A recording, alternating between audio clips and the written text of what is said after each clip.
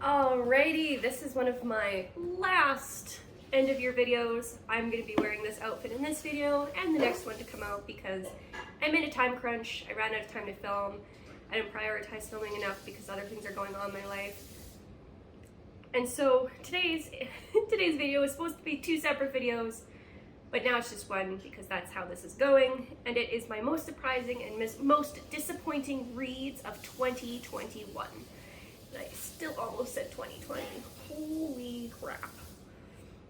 So I'm going to start on a high note because that's the page I'm turned to, and it'll be the most surprising reads. So for me, these are books that I ended up really enjoying that I didn't necessarily have high hopes for, and they just went above and beyond my expectations.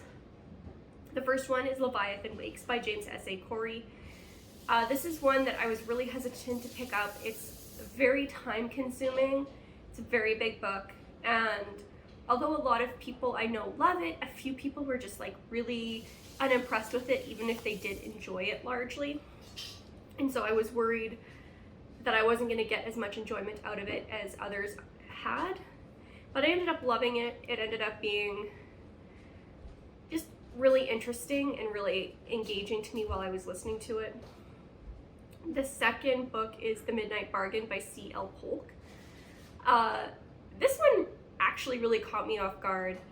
It was pitched by Kayla on Books and Lala. It's a book she read for one of her vlogs. And I was like, you know what? It's gonna be worth taking out of the library at the very least. Like, I think I'm gonna get some enjoyment out of this. And then I ended up loving it. First of all, magic. Girl who is incredibly magical, who is challenging the patriarchy. These are all things I love to read. All things I love to read. So, like, that's why my hopes were so high when I initially heard the pitch. And then I read the back of the book, which was a terrible idea. And the synopsis scared me a little bit, but it ended up being phenomenal. The third one on my list is The Mother-in-Law by Sally Hepworth. This was almost like a domestic thriller meets just like fiction book. It was this woman and her mother-in-law and their relationship, and you start at the end when the mother-in-law has died, and then you relive up to that point through the major life and relationship events of these two women. And it was just, I knew absolutely nothing about it going in, so like my expectations were non-existent, and it blew my mind. I can easily go back and see myself re-listening to that because the book wasn't about the twist, it was about their relationship. The next book on my list is Never Have I Ever by Isabella. This is a short story anthology of dark fairy tales and fantasy stories based on, I want to say, Philippine lore? I think it's Philippine lore. I'll say somewhere here if I'm wrong. And it was just, they were thought-provoking, speculative fantasy stories that all had like really modern settings. I adored it. I gave it to my husband. He found a lot of enjoyment in a lot of those stories as well. And it actually sparked in him a desire to read, which has since waned because we just have lost our evening time for some reason. I don't know why. Next is The Valley and the Flood by Rebecca Mahoney. Again, I picked this one up with just no knowledge about what was going on, so my expectations were very low, especially when I found out that it was like a YA book, and it ended up being really enlightening for me. It is a young girl whose friend died or committed suicide recently, and on a road trip home, she ends up hearing her friend's voice on the radio and travels to this weird town just in time for this big flood to supposedly come. And the book itself just uses magical realism in such an in such a specific way to deal with trauma and grief and loss, and I just think it explored those things really, really well. Next is A Long Way to a Small Angry Planet by Becky Chambers. it was the first book by her that I read this year. I've since read 2 more and I'm on my 3rd. And I also have books 2 and 3 in this series now sitting on my bookshelf. It was wholesome, it was sweet, it was just this like beautiful jaunt to different corners of the universe with this like really lovable cast of characters, and I was just enthralled by them, and it was just because of how wholesome it was just a really sweet and gentle read. Next is The City of Brass by S.A. Chakraborty. I think this was like the first book I read last year, and I was so worried because I have picked up a few fantasy books that people have loved, i.e. Poppy War, Rage of Dragons, that I just didn't love. Like, I enjoyed them, but I just didn't love them. And I was worried that The City of Brass would be the same, but boy was I wrong. It was like the perfect mix of like magic and lore and political intrigue to just like get me wrapped up in the world. I loved it. My final book that I was really surprised I enjoyed as much as I did was Ace, What Asexuality Reveals About Desire, Society, and the Meaning of Sex by Chen. And it's just a topic I haven't read a lot about. I've read some about other like LGBTQ+, specifically kind of like lesbian, gay, and bisexual, but I hadn't really read anything about asexuality. And it was really enlightening, and Chen just has this really fluid way of writing that kept me engaged the entire time.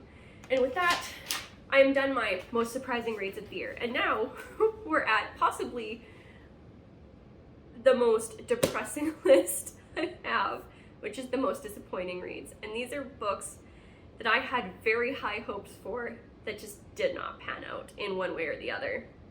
The first one I have on my list is Persephone Station by Stina. This one I was so sad. I had actually thought this was gonna be a 5-star read for me based on everything I heard about it. And it was only like a 3.5.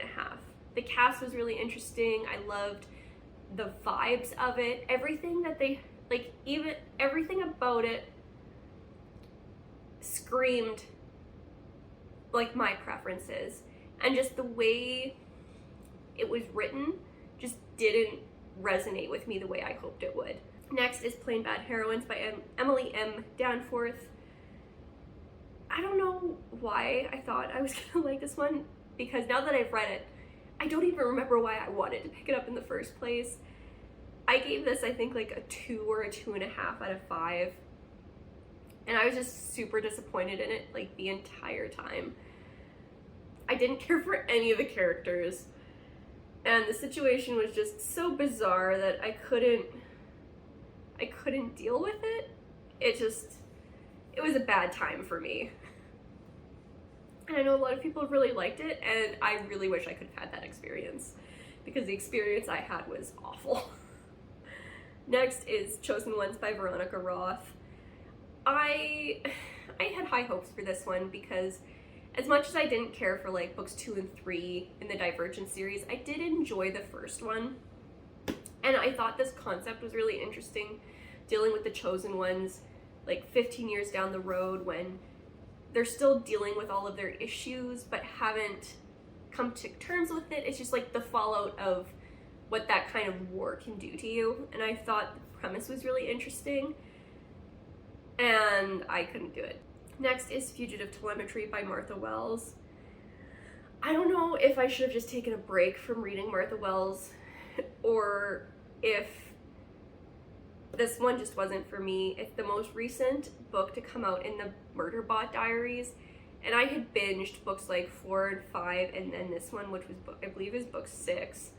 And I really enjoyed 4, I still enjoyed 5, and this one was just like right out for me. I really struggled with it. I don't know what it was, but none of the characters were engaging, including Murderbot. And Murderbot I have really enjoyed in the previous books, so I was very disappointed that I just couldn't get behind them. I couldn't get behind the other characters like Mensa. I couldn't get behind anything else going on.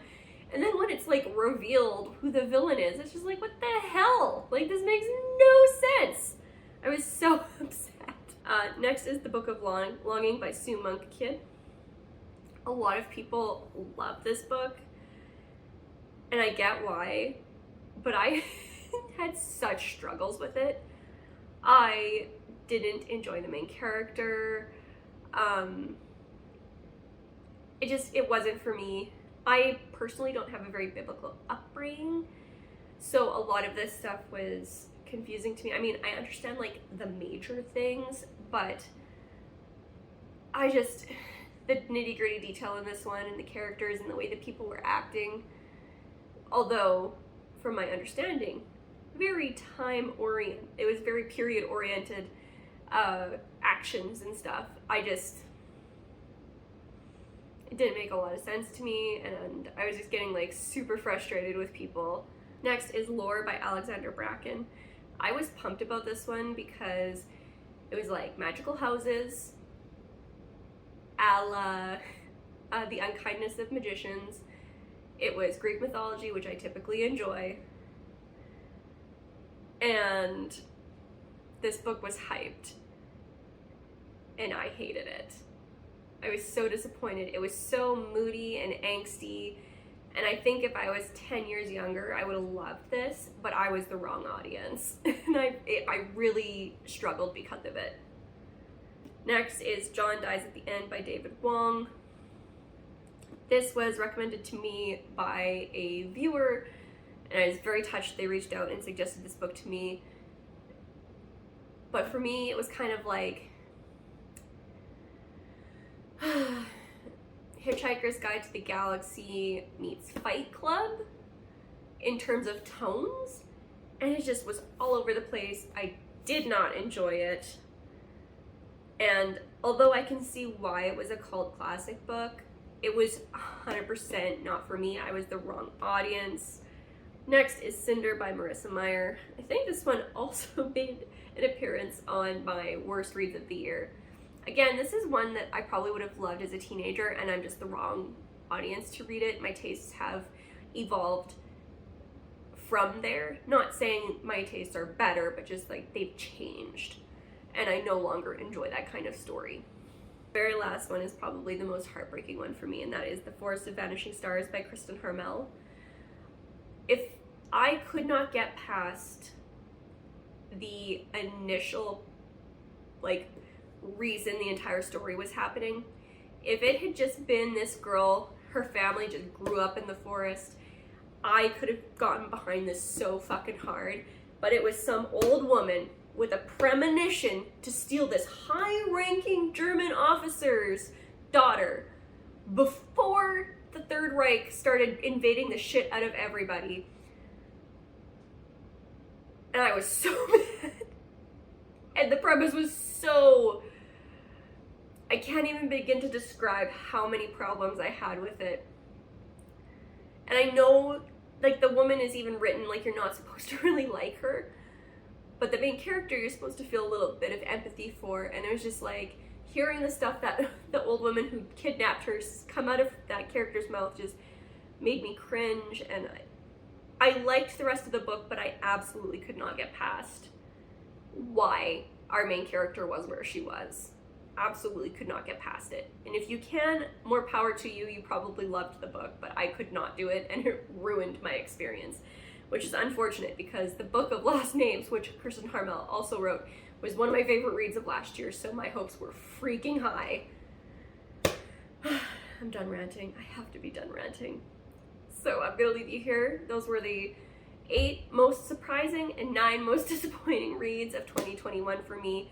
I will see you guys hopefully in an end of year video here to try to wrap up everything that's going on in this month, and I'll see you there. Peace.